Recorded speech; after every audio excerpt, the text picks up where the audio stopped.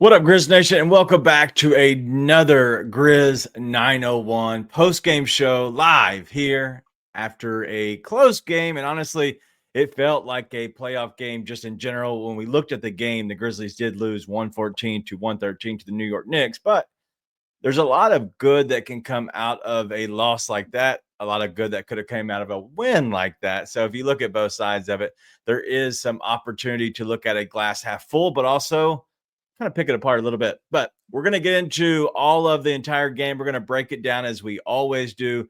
I did not actually secure a Grizz Trivia, and so I apologize. I've been looking through it, but instead of having a Grizz Trivia, I want to have a discussion with our guy Ryan, who is here in place of Nate tonight. And so we're going to pick the brain of Ryan through that segment, and then we're going to have him help us with a little look ahead as we look ahead to the next game. But that's all we got. We're going to have a fun show as we always do. Let's get it.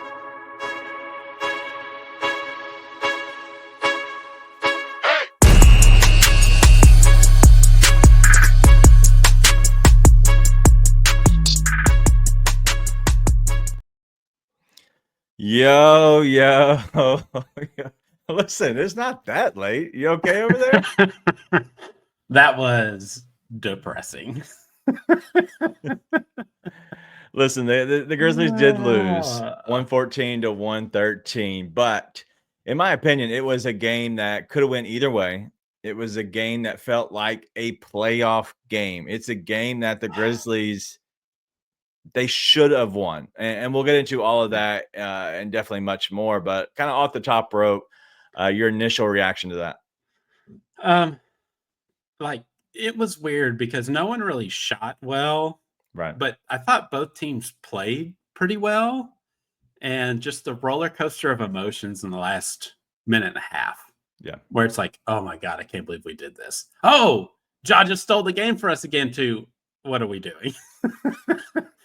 Why is this person in the game at this moment? And then we switch to the next, but what's going on?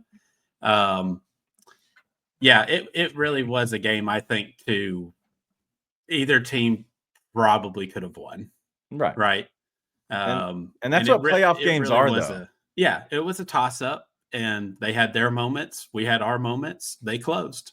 Yeah, that's true. So I want to ask you, do you feel like DCC Asheville here? Because he is angry. Look, I was when they after okay, I can't remember the time frame because so much happened, but in that crucial last possession or before the OG hit the three, when Brunson hit the three, we came out of a timeout with Zach Edey still in. And I was like, you probably have 4 better options sitting there on the bench because all you have to be at that moment, the Knicks are looking 3 or 5 out to drive. Brunson was looking for a 3. He tried to do a step back to get to it, and they both collapsed on him, did not allow him that. And that's when he went back to the dribble and pushed out. It was like I think Brunson thought that it would be a bunch of guards there. They would all switch, right? And he would try to switch onto somebody. Then when they saw Edey was still out there, I thought he got excited. My God. And so all they did was just that little simple screen, and Edey's in full drop, not knowing the situation. And he just pulls up into a layup 3. Like that 3 for NBA players is the equivalent of like a high schooler doing a layup, right? And so then after that, they decided to switch. Oh, we got burned by a Brunson 3. Now we should go with Santi and Vince for the switchability. Yeah. And then Vince, for some reason, just decides to come double, leaving Santi to have to guard and rotate to 3 potential people.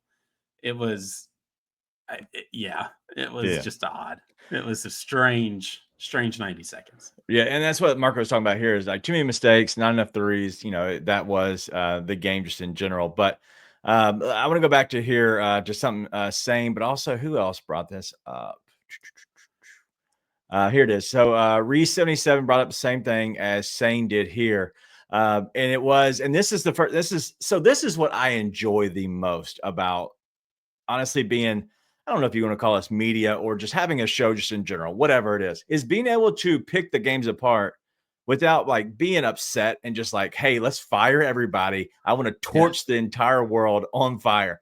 But like picking it apart, because if you look at that, when Ja fell, I literally I was watching on my phone because I had to go run to Sonic to get my daughter and my wife some food because they just got home from my daughter's play. And I was like, all right, I got to hurry up and book it. I'm watching on my phone. I'm like zooming into the game. I'm like, there is 2 timeouts still left. And we didn't call a timeout when Ja Morant falls on the ground he had 4 more seconds to go and had to get up and run and just didn't make it. That was the biggest thing on the entire game, in my opinion. Over the threes, over everything else, it was the missed timeout from Jenkins. Yeah, I mean, it was like one of those. This happens one every 1,000 times where Ja gets stuck in a backcourt, right? Yeah. And I just think he just thought, oh, he's just going to blow by him. And then by the time he slipped and fell, he's like, oh, wait, it's too late, you know? Right. And so I would say 99 out of 100 times that does not happen. Yeah. But it was just one of those times. And it just seemed like that final 45 seconds was just one of those times. Yeah. Like, we're shooting terrible from 3. They're not shooting great. They start making every clutch 3. Ja does his thing. And I thought he was going to finish at the end again. He got a good look at it. Yeah. It is just an odd ending. No, otherwise pretty, evenly matched game.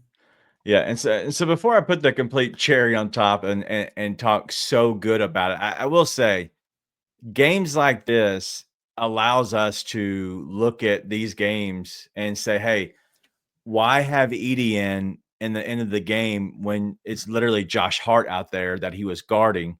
Right. Because his defense doesn't help you because you're not expecting – it's going to be gang rebounding no matter what. All they're going to do is put him on the perimeter of the defense. And so at that point, this is a learning experience. And I'm not saying for a coach that's been around for that long, I'm not talking about that, but like learning your personnel, like knowing that, hey, we took that lump and we, way back in game 60, whatever it is, like that's when he took that lump and just kind of realized it. Or maybe it was having Santi in and maybe not having Wells in to close as a defensive switcher, right? There's a lot of things that you can look at. And yes, these are negatives to the coaching staff. But if you look at it on the offensive end, Ja knows that he can close. And that's where the positive thing that I want to go to first before we get into a lot of these other guys, because I think I want to kind of do this, the idiot sandwich here. I want to give a little bit of a compliment sandwich and talk good about Ja Morant real quick, because he played well, and he had not played well. He's been struggling, and I want to talk about how good he looks, because what Ja Morant is doing right now is getting back to the way Ja used to look like. But if you look at Ja, 25 points, which, you're not looking at like, hey, at 25 points is huge, but 7 assists, not crazy good. 4 rebounds, not crazy good. 0 of 6 from deep again. Falling in love with the 3 too much, that's what teams are doing to him. But when they had to have him, that's what he looked like as a superstar closing a game. He looked like the real Ja. Yeah, I mean, that's like I've said multiple times. I don't need him to go balls to the wall in game 62, but he has moments where it makes me think the playoff is full Jaws back, right? Yeah. And so I get game to game, it's easy to question it because we get upset about the effort and all that kind of stuff. And, the reality is you're just not going to play 82 games at your highest level. It's just not reality, right? Guys are going to take off. They're not feeling it. They've got injuries. Ja may have PTSD from getting injuries from going too hard, in regular season games. So, but to see these little flashes does feel like you said, it feels like a ramp up to what we're going to see in April, right? Which is super encouraging. So he's always been able to close. We know that. Yeah. I think once we get to the playoffs and it actually matters, that 6 threes a game thing is not going to happen anymore. He is going to be attacking more willingly. So we just got to get there. Yeah. Let's get to the finish line. I think they see it. Like they're just trying to get to the finish line. But They're at what ready. cost? Like, that's the thing is, like, Yeah. I like games like this, and I was talking to guys on the Knicks side because I've kind of gotten to know a lot of them over there over the years. Been on shows on that side, and so I enjoy the Knicks fans just in general, and maybe not there at Madison Square Garden, but just over social media, over content creators, getting to know them. They're passionate, but they know basketball, and you can talk on a high level.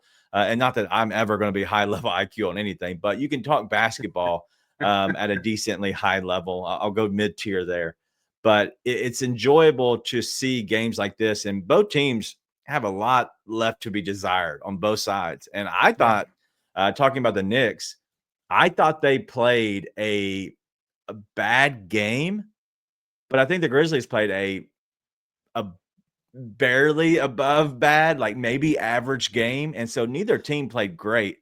Yeah. But is that because the Knicks made the Grizzlies like not play well and the Grizzlies make the Knicks not play well? Because if you look at a playoff game, you honestly think like everything's just in the mud. Everything is just so pivotable. That's not a word. Yeah, that one. Pivotable. No, that's not a bull. There's no bull in there. Keep trying. Yeah, I'm gonna stop.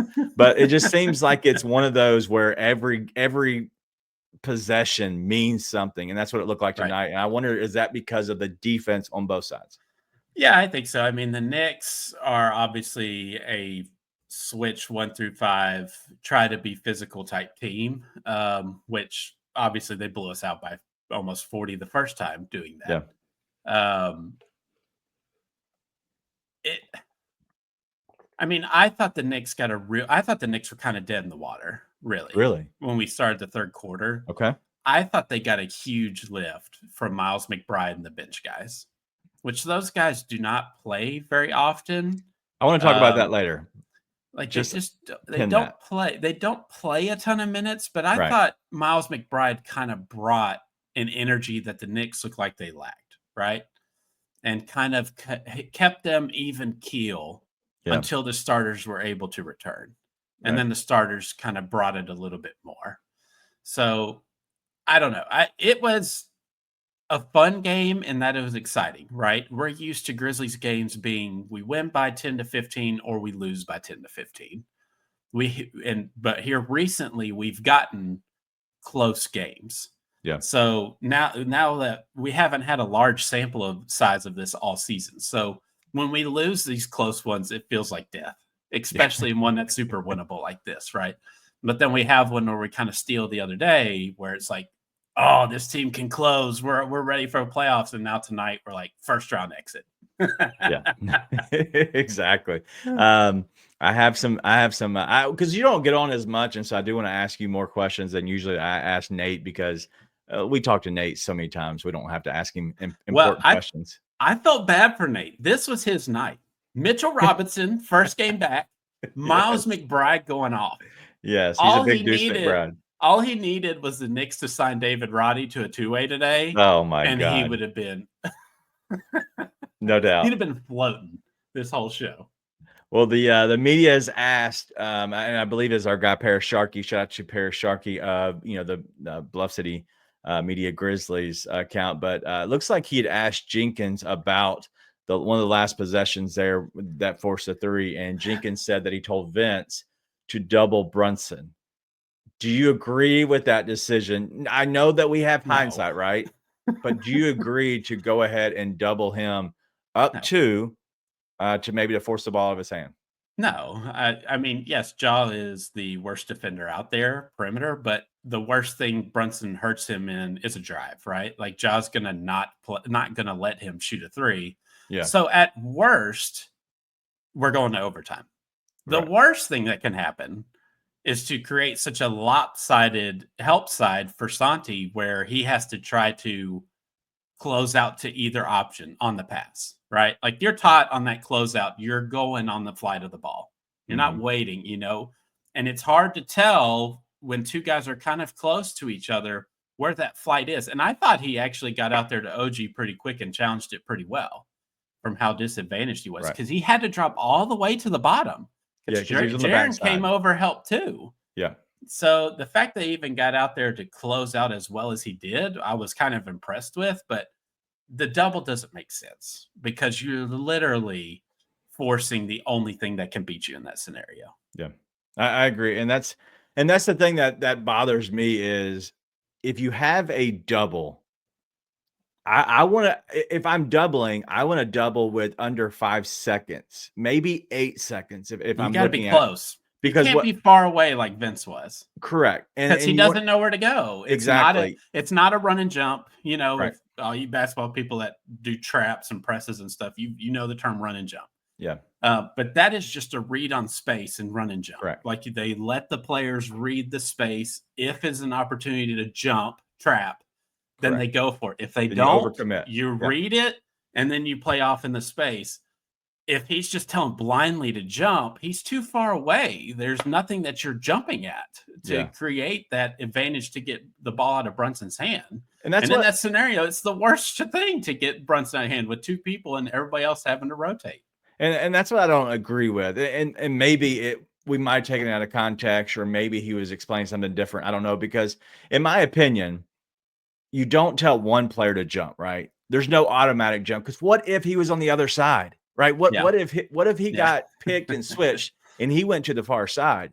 You can't automatically jump. That can't be your defense. So I'm not saying that he gets a pass from that. I'd like to actually know and re-look at it. And we don't get the benefit right now because we're live on the show.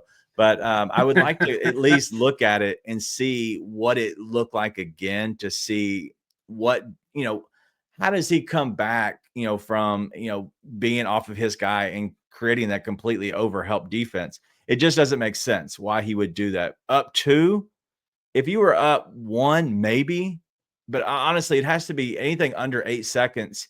And maybe that's too many, because you want to overhelp, make a split decision. And at that point, it's chaos, chaos, chaos. And you're counting on the clock as your helper, right? If you have 20 seconds left, they're gonna be able to unchaos you, right? Everything's gonna be able to settle down a lot faster. And so I don't agree with that. I don't understand why you would overhelp with that. But the razor's edge of it with coaching, of course, is like if OG misses, you look like a genius for trying to trap, right? OG makes it, you look like an absolute moron. And that's unfortunately, like, he's getting paid to be in that position. And so you have to take that. Like, that's just what you do as a coach. You make a decision, right or wrong. It hurts you, it's your fault. You're right. Yeah. If it doesn't hurt you and you win, then the players did the right thing. That is just kind of being an NBA coach. So he looks like an idiot tonight. If OG misses, we're like, oh, good idea. Exactly.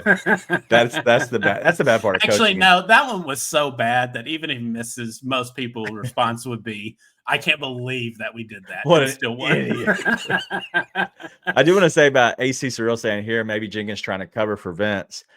Listen, I am all about taking the bullets for your guys and standing up for them.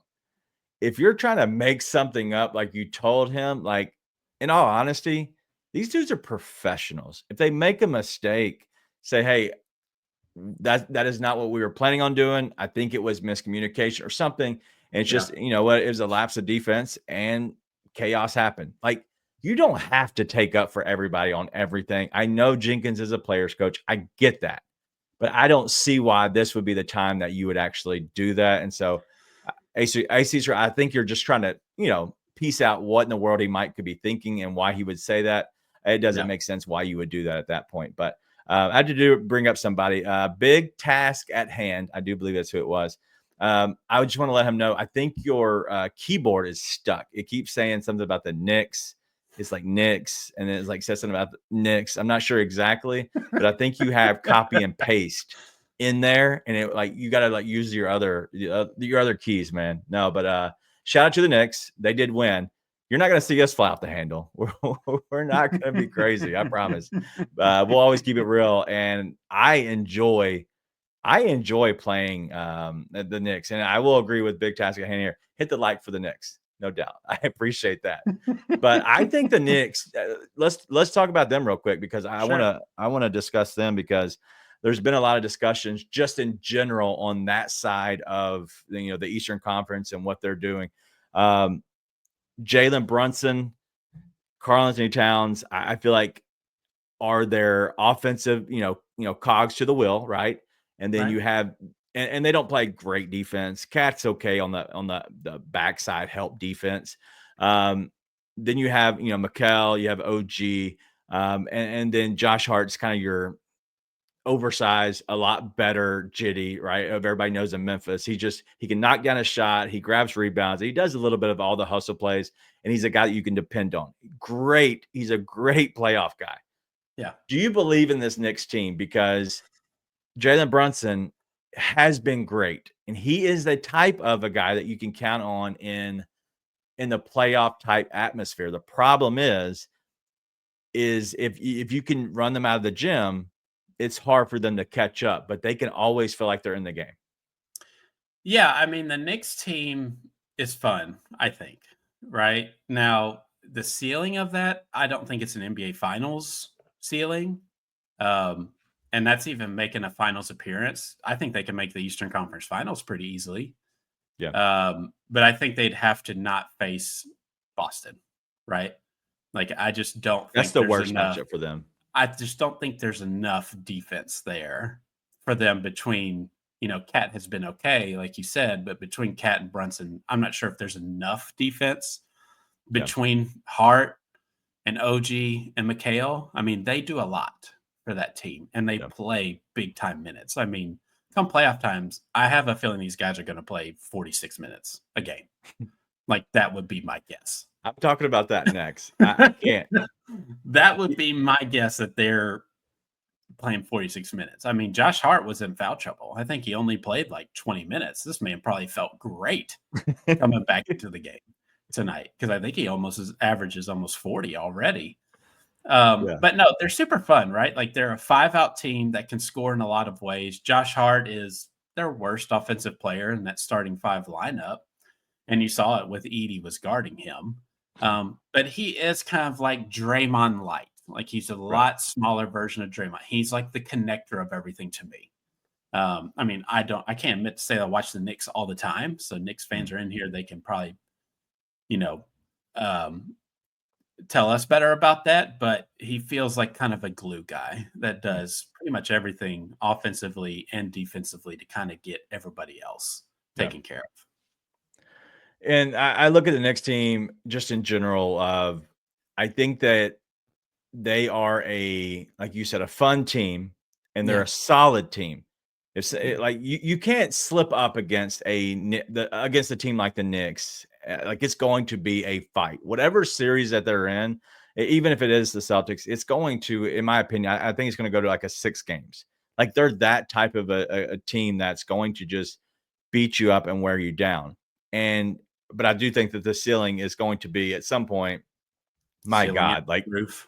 Yeah, the ceiling is the roof, and like it's just going to just like they don't have much room for error, and that's where it comes down to. But they're going to be playing so many minutes that, my God, is going to feel normal. A playoff series is going to feel just completely normal because Josh Hart, 29 minutes tonight, he's going to feel like a new man in the morning because he didn't play as many. But I do want to talk about their bench. Their bench isn't bad. Miles McBride is good. I really like him. There's so many pieces on that bench. I know it's our guy from Memphis, Campaign.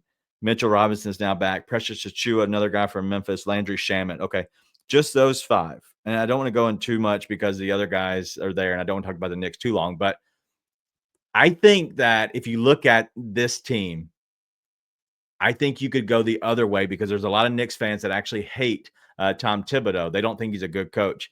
I think that he's actually hurting this franchise and hurting this team because he does not play the bench more during the regular season. And I know some people will agree with that, but I know a lot of people say, well, yeah, but they're winning. But at what cost? And I've always said that. Right. I've always thought that their bench just so bad, that's why you don't play them. I think they're fine. I think they're just as good as the Grizzlies bench. It's just their coaches, in my opinion, I think he's just kind of a hard head. I think their bench is a bunch of wild card guys. Right. Like, I see, that's the thing. Like, Thibodeau is all about consistency, right? Yeah. And like campaign is so up and down game to game. Like he could be awesome for 2 or 3 games and then he's miserable for a month. Or he can be great one game. Like I think there's been plenty of times where on previous teams he's gotten 6 for 6 in one game and the next game he's 0 for 7. Like I just think the consistency of that bench Tibbs doesn't trust, which is why they don't play more. And he likes the consistency of the first 5, so he just keeps rolling with it.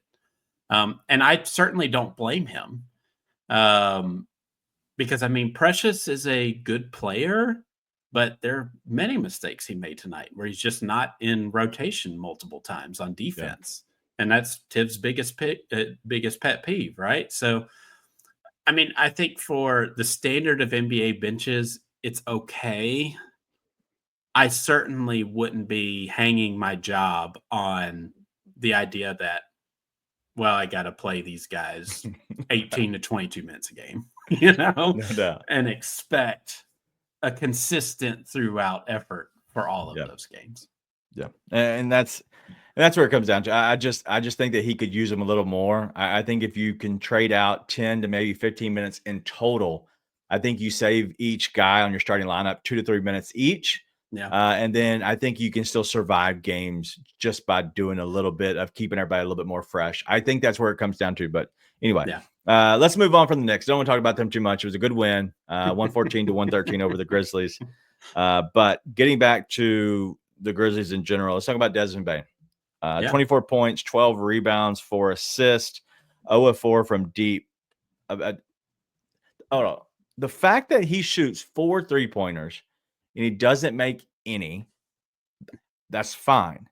Right. But why is the point guard go 0 and 6 and he's a terrible 3-point shooter? The whole reason, that's why you get to, I think we shot 12% from 3-point tonight, 12.9%. Like that's what bugs me the most is like find your shot. And that's where my complaint is with Ja is his bag is it's just bland right now because he's either going to dribble, try to get to the front of the rim, do the push shot on the layup, and that's all he has. And maybe a push shot in the lane, maybe, but that's all he has right now. If not, he's selling for a 3.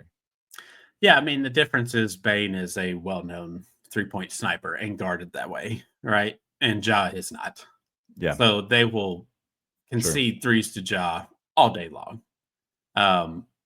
Yeah, I mean, I thought Bane was pretty good tonight. Like everybody made mistakes. That was part of the game, but I thought he was probably one of our better players tonight, if not the best player out of this game, even though Ja almost closed it. I thought he was awesome overall. I got a little nervous when they showed him a few times after like fouls and the ball going out of bounds, and he's like kneeled over, kind of like grimacing a little bit. I'm like, oh no, because he got a back thing that's flaring up again. Like I would not expect him to play tomorrow. Like I think he was questionable tonight too. Yeah, with a groin. Okay, with the groin. That may be what it was then, not his back. But that my first thought was like, oh no. Yeah. I don't expect him to play tomorrow for sure. Yeah, but if you look at him tonight, the fact that he was questionable with a growing soreness, just in general, that might put him out tomorrow. But in my opinion, if you look at the way, and Art, I'll get to this in 1 second. God, dog, sorry guys, y'all are rolling through here. I'm trying to just click different buttons. If you look at Bane and how he's in general like playing, it will, because he's got the ball in his hands more. And I heard Pete and Brevin talking about it tonight about how he feels comfortable with the ball in his hands, going back to his high school days. And then you went back to TCU. His usage rate was a little bit higher. And so him controlling the ball it's okay. It's more comfortable for him when he has the ball in his hands. The only issue with that is if you look at the game tonight, he had 6 turnovers just overall.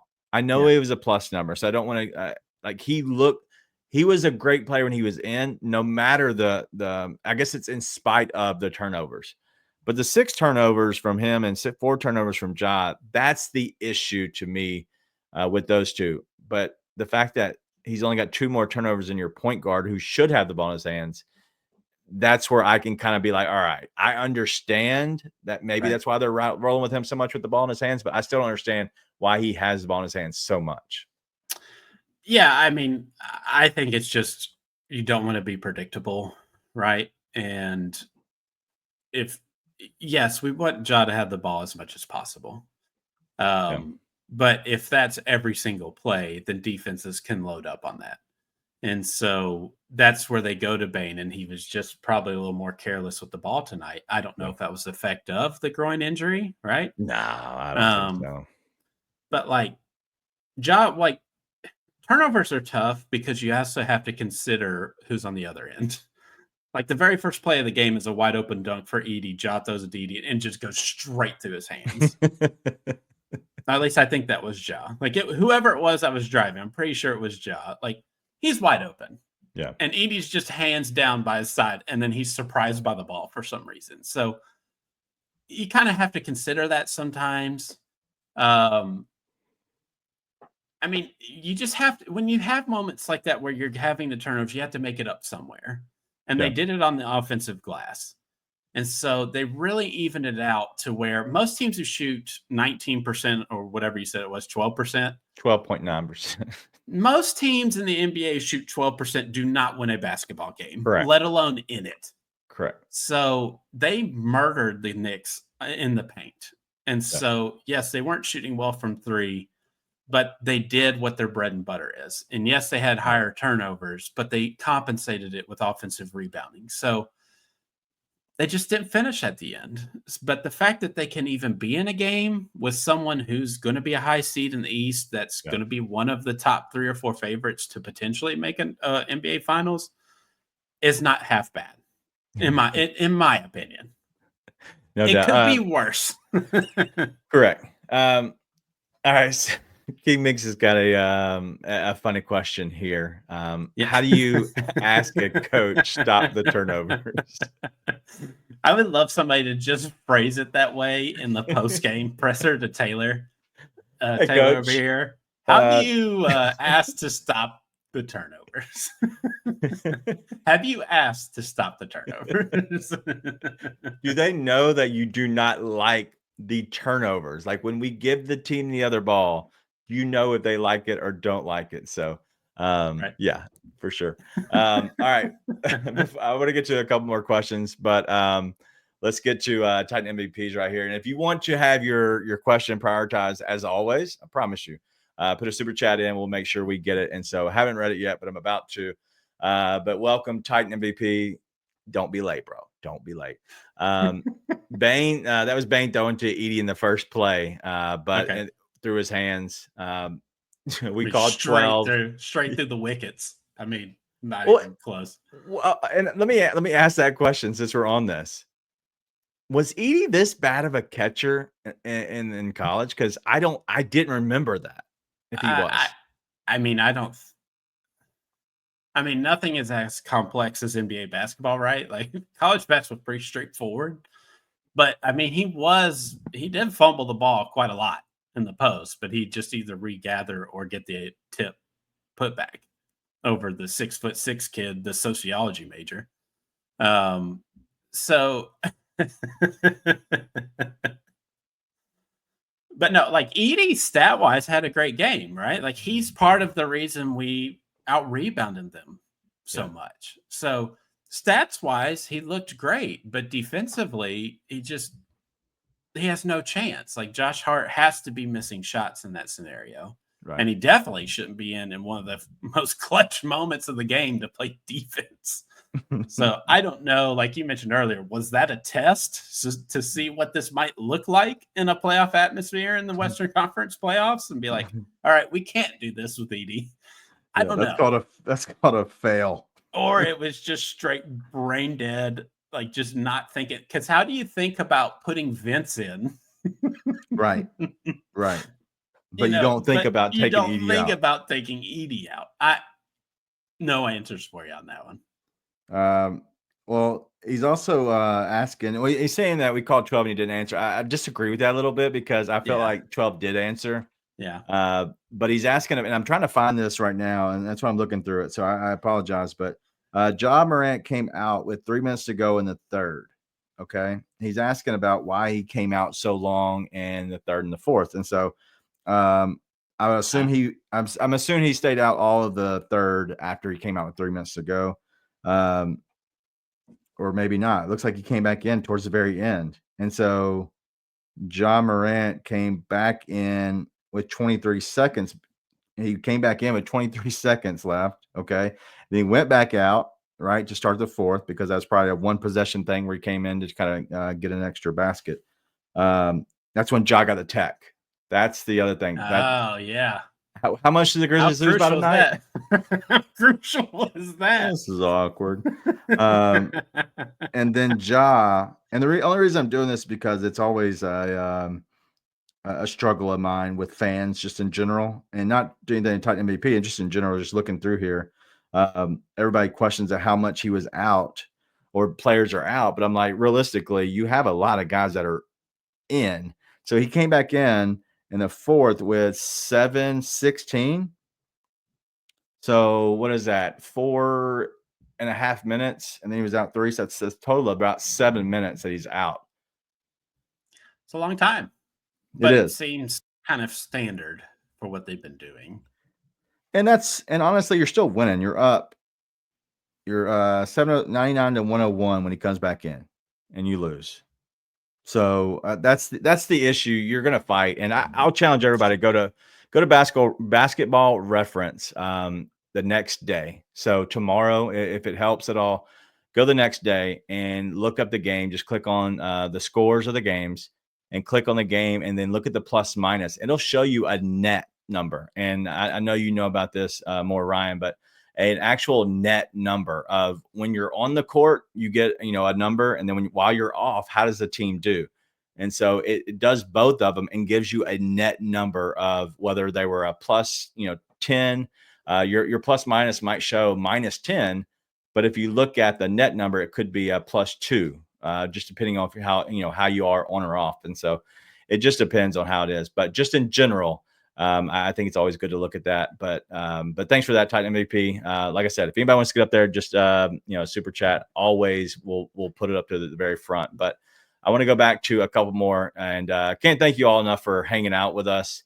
There's so many OGs, so many people here that we see so much. I can't thank you enough for just hanging out with us in general. Just on a random, it's a Friday night, guys. It's a Friday night, and you're here hanging out with us. So can't thank you enough. If you're watching this over on Twitter, which I know people are, join us over on YouTube. There's a lot of people that are talking and commenting a lot more over here on YouTube than there are on actual Twitter. But I want to get to a Twitter question here, and this is the question that everybody's asking. Jordan House wants to know: can Jenkins lead us to an NBA championship, or is he just set up to coach for another dude to do the job? Oh, this is great, because I have one cooking in the barrel, but I've been waiting for.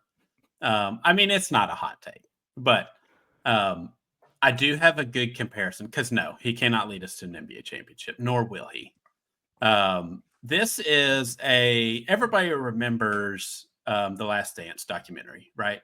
Yes. Do you remember that season where Doug Collins was the head coach and they made the Eastern Conference Finals and they fired him to move up Phil? That is exactly what's going to happen to Taylor with Tomas Ilyasova, or whatever his name is. You think?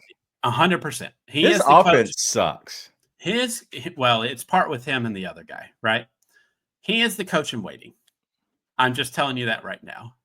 Like, there is no reason that you're going to bring this guy over from a very successful short run in European basketball to all of a sudden be on your bench and have a heavy influence on the front of the bench. He's one of the key. When Jenkins was out, who coached the team? Mm-hmm. Him. Like, it is, I don't know how many years it will be, 2 or 3, no clue, but I would make a pretty firm wager that within the next 4 years that Tomas, I don't know how to pronounce his name, so I don't want to offend anybody. Just go for it. He will be the coach of the Memphis Grizzlies. Yeah. Well, I disagree with him, just for the simple fact as I haven't seen it.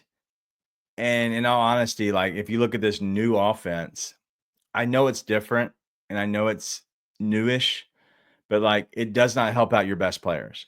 And we have now seen the tinkering that's gone on with it. And this is just me speculating, in my opinion, that he brought over the offense and they wanted to completely go all in on the offense and run the offense as Tomas Isolo, whatever his name is, wanted to have his actual offense. And I think as we've seen over time, guys like John Morant and Desmond Bain are like, hey, we got to make a little bit of tinkering to fit the NBA style, to fit my style. And I don't know if that's Jenkins. I don't want to give to anybody credit. Is it the players? Is it Jenkins? Is it other staff? Whatever. But like, I don't think that offense and that type, and maybe he's able to change as well. And so I don't want to completely say no. I just don't know enough about him, but I know that he cannot bring in and do the offense his way, whatever. And they're a better team. I think the offense is getting closer to where they actually need it to be. So I disagree. I think he can. I don't think this team's ready. I don't think, in all honesty, I don't think the offseason moves and the in-season moves. I don't think Zach Kleiman's done enough. The only thing Zach Kleiman's done is draft second rounders good. I'm just being honest.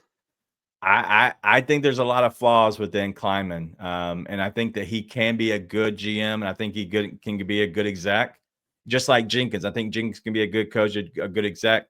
The problem is there's so many holes in what they do, whether it's in-game stuff and adjustments, whether it's making the crucial trades you need to make from the franchise.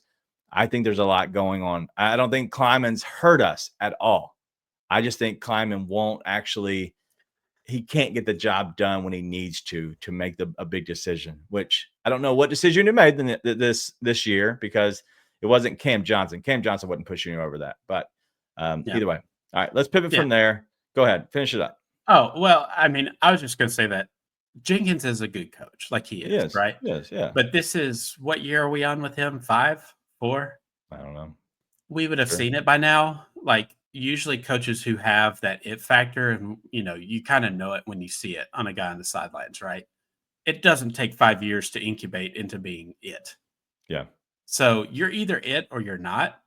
And I think he's a very good coach. I think he's a good developmental guy. He's great for a young franchise looking for leadership going forward.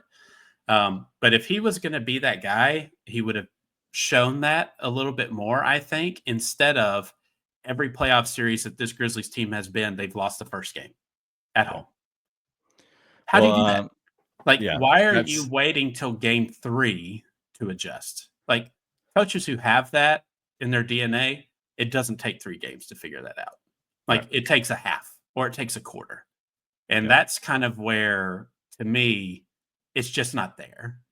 Great guy, great coach, fine for the team. But the question about leading to a championship, I just don't ever see that happening for him. Yeah, it'd be tough. And as Rusty's saying here is YAR 7. So I think it's supposed to be year 7, but YAR 7 for Kleiman. I think that Kleiman is a good coach. I don't think he's a great coach. I think that he has, I think he has a lot of issues, but I also think he does a lot of things really well. In my opinion, I think Jenkins would be phenomenal in the front office. Guy that can develop a team, a guy that thinks the right way to set your franchise up the right direction. All the faith in the world. I think, in my opinion, I think he lacks a little bit of judgment feel, the gut feel to make those game decisions because he hasn't played on a high level. No matter how much you coached it, it still has that feeling, that gut assessment that you can kind of make in just an instant. So I really do think that he has some holes, but Rusty, you're saying here 7 years of mediocrity. Their team is good. This team is really young. I mean, a 60% or 55% winning percentage is better than a lot of coaches. Right. And so he gets credit for implementing the system that let the young guys thrive. Yeah. But it's nearing the point where it's time to go up another level. Correct. And I don't think he's that next level guy. So if you look at the same team, and we'll end on this one because I don't want to spend too much time on Jenkins just in general, but if you look at a guy like JB Bickerstaff, I think JB Bickerstaff's a good coach. I think he's fine. Yeah. I think he's good for a developmental team. I don't think he can coach like on a high level. I don't think he has the CEO type guy that can manage a team, but also be a coach on the sideline to yell and get you to do and make those hard decisions to go against players or put you in the right position. Or, there's a lot that happens. I don't think that JB Bickerstaff is that type of guy. And that's why he did not do well in Cleveland with the exact same team pretty much. But that's why he's doing better with Detroit. It's just the type of coaches. I think they're all good. They're fine, but they need to be in the right situation. So either way, don't want to be on there too much, but I thought that would be a good discussion point. I do want to bring this up real quick because Carlos 15 can't thank you enough for this comment, because this is exactly what the Grizzlies missed tonight. They missed Conchar tonight. He'd be perfect. Yeah. He neutralizes Josh Hart in every way. I don't understand it. That if Jenkins, if you want to win a championship, it's time to play John Conchar. Well, at the end, just Conchar is ice cold, and he's better than Edie in that last situation. Oh God, we're gonna get so many idiots coming at us. Anyway, I thought that'd be funny, but thank you, Carlos. That kind of made me chuckle a little bit. I do love Jitty, but I think his time has passed for sure. But I still do love him. Is it Jock? Gotta be Jock, right? Fed Academy basketball shirt. That is right. It is, yeah. I knew it was, but good eye. Ask you. Yeah, but even though I'm in Mississippi, on the coast, but yep. All right, this is a question from Art. Art, hopefully you're doing well. I believe I think it's late there or early morning for Art over in Brazil. Thank you for always hanging out with us, Art. You're the best, man. But shouldn't Jenkins try more small ball? Wells is the power forward. Jenkins is comfortable with Jaren and at the center maybe, and Clark and power forward. But you should try Wells, Vince, and even Lamar Stevens. Lamar Stevens is fine. If you're playing him, you're not serious, in my opinion. If you're playing Conchar, you're not serious. If you're playing Huff, you're just looking for somebody got hurt and you're trying to get a kind of a spurt real quick, maybe. But I don't think that they are real players. I'm talking like if you want to try it during the regular season game, cool. Like go for it. I don't care. I hope everybody can understand. I don't care about the regular season if you're a good team. If you're a good team, you're allowed to try things. Just see, if you can throw something against the wall and see what sticks. But small ball, I think the Grizzlies do well at it. Do you see this being something that they could use in a playoff game? Yeah, I mean, I hope so, because that's the way they're going to win, right? Like playing big is not going to work. Like it might work in Spurs, but if you're wanting to have a long or a deep playoff run, you're going to have to play more of a small ball style. And, I also think it depends on your definition of small ball, because Brandon Clark being in there is kind of small ball, right? Like he's not really. He's not going to stretch it out, but he has an absolutely deadly floater around the rim, right? So if you think of small ball as like Jaren with 4 other shooters, that's ideal, right?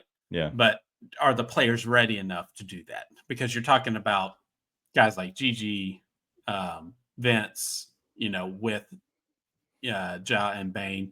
Are those guys ready to contribute at a high level in the playoffs? No clue. Yeah. Probably not. Yeah. But the idea, I think, is to just be more mobile and quick and fast all the time. And you need guards and wings for that. So I think they play small ball, quote unquote, a good amount, right? Because basically the only time they're big is when Edie plays, really. That's like their big lineup is Edie and Jaren. So the other 28 minutes of the game are technically probably small ball lineups for the most part. Yeah. I like the small ball, and I think that's what makes a guy like Edie and Clark. I think that makes them so beneficial to you if you know how to use them right into a playoff series, because if you need to go big and maybe Edie is finding something that's making them make an adjustment that they can't figure out how to adjust, playing Edie, you can go big and use him. And then once the adjustment's made, you go away from Edey, then you go small and you make that other adjustments. It's about, the playoffs are all about, and even regular season games like this, it's all about an adjustment that who makes the last one is usually the person who ends up winning the game or wins a series. And so if you can keep going back and forth, I do like the versatility that you can get with Edey, that you can also get with Brandon Clark. Maybe even Jay Huff is a guy that is completely a mismatch most nights is Jaren Jackson Jr. And so I know we haven't talked a lot about him tonight, but I think he's a guy that could be a mismatch as well. But I want to bring this up because this made me think of, since we don't have, and we're running long on the show just in general, and we're going to wrap up, this. Let's wrap it up with this. Because the Grizzlies end up losing, whatever. And I want to get to a few more things before we get out of here. But I want to pull this up by Courtney Springer because, one, I didn't know that we were blaming anybody, and I did not realize this. I want to ask you, but I think this is a good early insertion of hashtag GrizzleVerse from Courtney Springer. Thank you so much. At 10:19 on a Friday night, y'all some fools blaming a rookie. Hold on. Let me go a different one. I'm gonna go a little country with Courtney. Y'all some fools blaming a rookie when the coach didn't make a simple adjustment. Memphis Grizzlies got real dumb fools that cover small markets. Is she also Sling Blade? It could be a guy. I don't know. Okay. Oh, guy, yeah, it could girl. be. Yeah, I'm sorry. I don't mean to miss. Okay, Yeah, just move past it. Anyways, no, I mean, not blaming him, but common sense says you don't have that guy in that moment. And we also complimented him for the game he had. Yeah. But thanks for tuning in. No, yeah. I just wanted to bring it up. I thought it was funny. My country accent was horrible, but when you said girl, I was like, oh, that could be a girl. And then I was thinking guy. So either way, you can be either one. We don't know you. Thank you for hanging out with us. But no, we are some fools. I that's the only thing I do agree with is we are some fools. But no doubt. GCC wants to be in GrizzleVerse. You are in GrizzleVerse already. Every time you come in here, you're in GrizzleVerse. But anyway, thank you all for hanging out with us. This is Grizz 101. I'm Daniel. That's Nate. We're gonna do the GrizzleVerse. Is it Monday night, Tuesday night? I don't know when they play next. After the weekend. Either way, the next show we do will be a GrizzleVerse show. But I don't want to get out of here. We're not leaving. I'm gonna do 10 more minutes if that's cool with you. If you got 10 minutes, sure. Yeah. We're gonna wrap this up. But I want to ask just to put a bow on it. Grizzlies lose 114-113. Just overall, I think they'll be fine. Any closing thoughts about the game, just real quick? No, I mean, it was really fun, devastating at the end, but that's okay. We're gonna have plenty of 15-point wins coming up. That we're gonna be bored. Everybody get back to normal. Yeah. All right, let's move on real quick because I want to ask some few things. Do you have anything? My wife just said I am so loud. Do you have anything about the next game, Spurs, on Saturday? So the interesting thing about the Spurs, obviously the Wemby thing is horrible and hope best for him. They've lost their last 4, I think. I don't know if they played tonight, but they've been shooting like 22% from 3 the last like 3 or 4 games.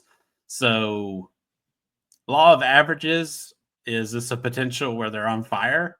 Maybe. But the team is just not very good without Wemby. And De'Aaron Fox hasn't been playing well anyways, but he's always been a Grizz killer. So I think it could be close. I think it could be close for sure, especially if Bane's going to sit out or something. He's been playing so bad, no doubt. The over-under on this game, what do you think it is? I would say in the 240s for sure. 241.5. Look at you. Okay, yeah. Line on the game. I have a gambling thing if you want to, if you want a comedic break. Well, what's the line on this? And then I'll get back to that. Grizz, it's at home. Yeah, 7.5. 11.5.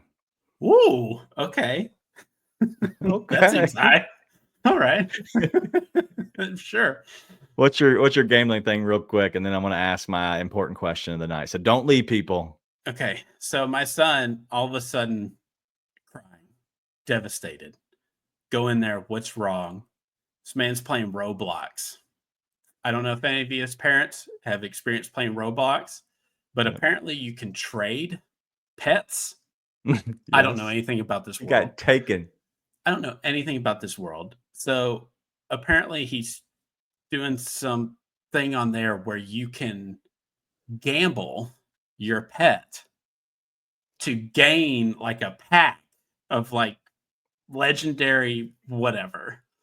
So my 8-year-old son, it said he had a 47% chance, spun the wheel and lost. Son, and he lost. That is and he was very devastated. much. Yeah. He was like, I had a 47% chance and I lost it. And he was broken, absolutely broken. But I was just like trying to be supportive. Like, first off, what the is this? But yeah.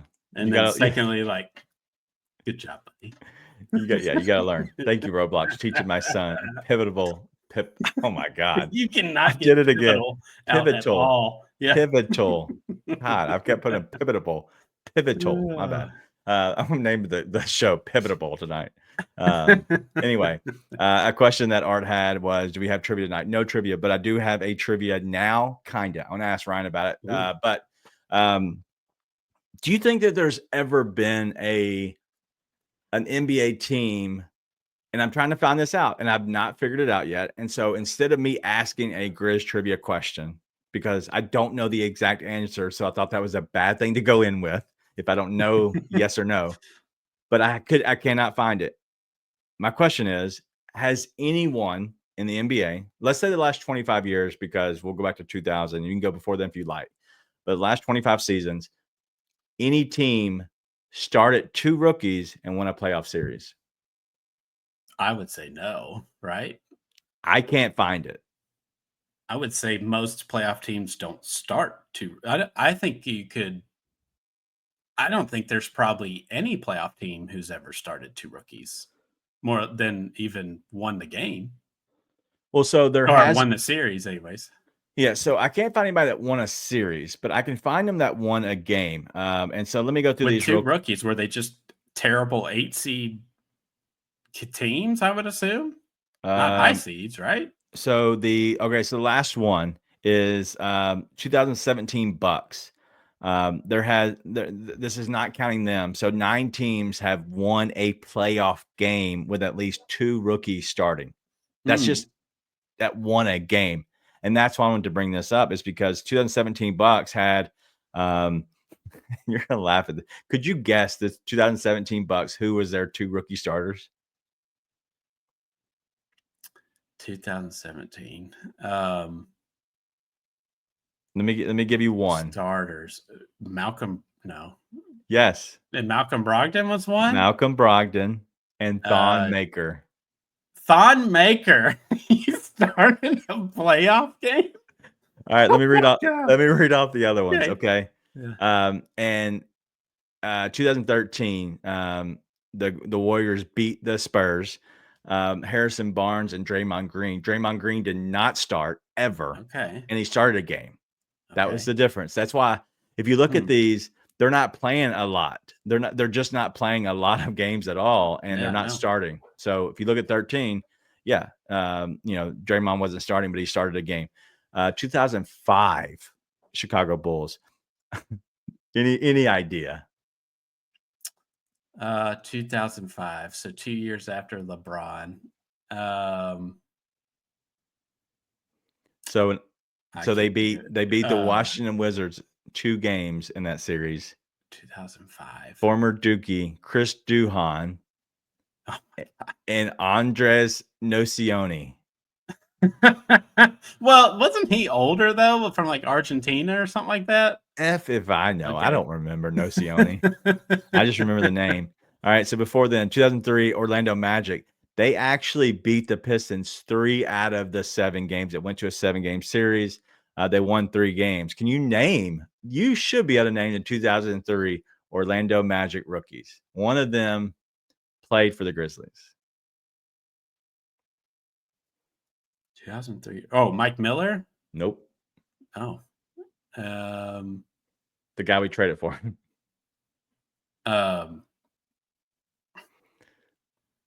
So it's I cannot think of Drew Gordon. Sorry, Gordon. Yeah, Drew Gooden. Okay, sorry, Drew Gooden, and I was reading Gordon over here. Gordon Gierachek. Okay, wow. No. Yeah. All right, let me go through one more before we get to 2000s. I'm not going to bore you after that. 2002 Jazz beat the Kings in one game. Andre Kirilenko and Jaron Collins. I don't even know who Collins is. Oh, okay. The twin? Sure. That's the twins, wasn't it? I have Jaron no and idea. Jason? No idea. Isn't he a coach now? Isn't he coaching like the Sure. assistant for the I Wizards? believe you. Or not the Yes. Wizards, the Warriors? Hey, but a little known fact. 1998 Cleveland Cavaliers took one game from the Pacers, starting 3 rookies. Any idea? Really? 1998. Two Cleveland. guys have Memphis ties. Darius Miles. Nope. 2 guys have Memphis ties. DeJuan Wagner. Chat, can you name it? 1998 Cleveland Cavaliers. Let me give you the first one. No clue. Cedric Henderson. Okay. Yeah. Okay. This one has no Memphis ties. Used to watch his son a lot at Briarcrest. Zildrunas Elagauskas. Okay. Wow. Third one, you heard him a lot tonight. Brevin Knight. Oh, okay. Yep. Yeah. So a little fun thing. You can go all the way back to like the 90 Spurs. They had this is the first one because I've not seen this. This is just revelation to me. They beat the Denver Nuggets. David Robinson and Sean Elliott beat the Denver Nuggets, and then they beat the Portland Trailblazers. So I guess that's the first ones that won a series. So there it is. I'm glad I finally got through it. The ones before that were some other guys with the 86, 76ers. Anyway, okay. Interesting to know. It just goes to show that you don't start 2 rookies, one. No. And happen. To win a game, they're talking about winning a game, not even a series, a game. And so that's why I wanted to bring that up because who is the one rookie to win it all? Do you know who that is? I do. I would assume it's Magic, right? It is Magic. Yep. When he was center. Yep. Yeah.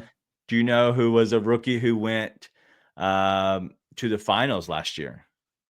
I know a lot about rookies right now. Celtics. Nope. No, I'm sorry. I'm trying to think of the teams in my head. Mavs, Lively. Celtics, Lively. Derek Lively. Yeah. And so you can look at a guy like a Derek Lively and say, hey, that actually makes sense because he's more of a role player and can be a guy that you can depend on. The problem is you can't, there's not usually 2. There's very little that play on a consistent basis. There's very little that play 20 plus minutes. It just doesn't happen a lot. So all of that to say is it hasn't been done since 1990 when 2 rookies have started a game and won a series. And so this will be groundbreaking in all honesty, if for some reason that we still go with Edey, full steam ahead.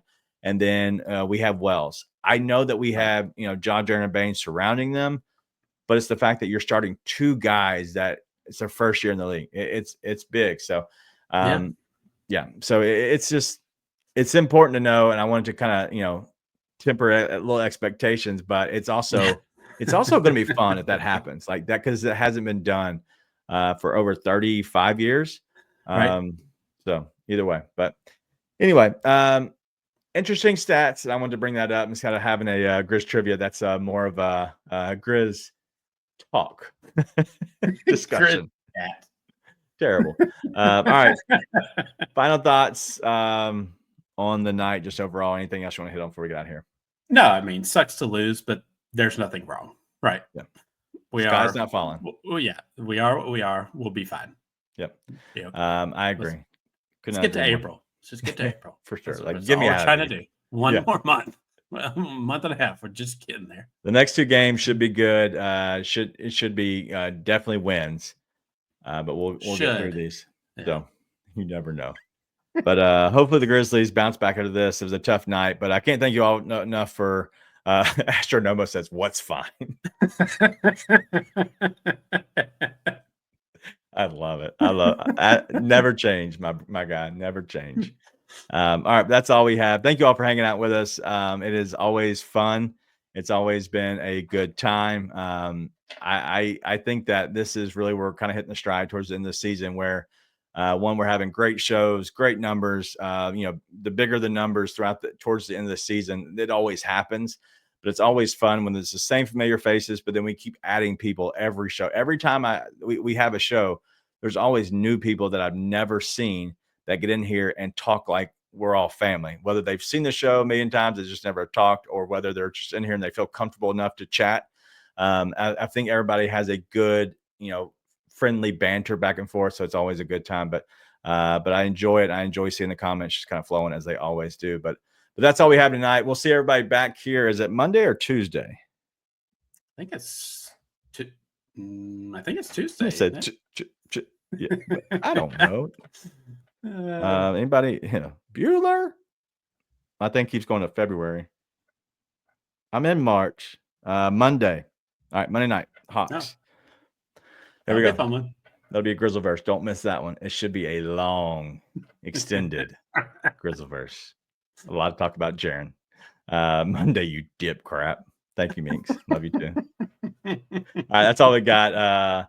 We'll see you all dip craps Monday night after the show. Be nice and tell your friends.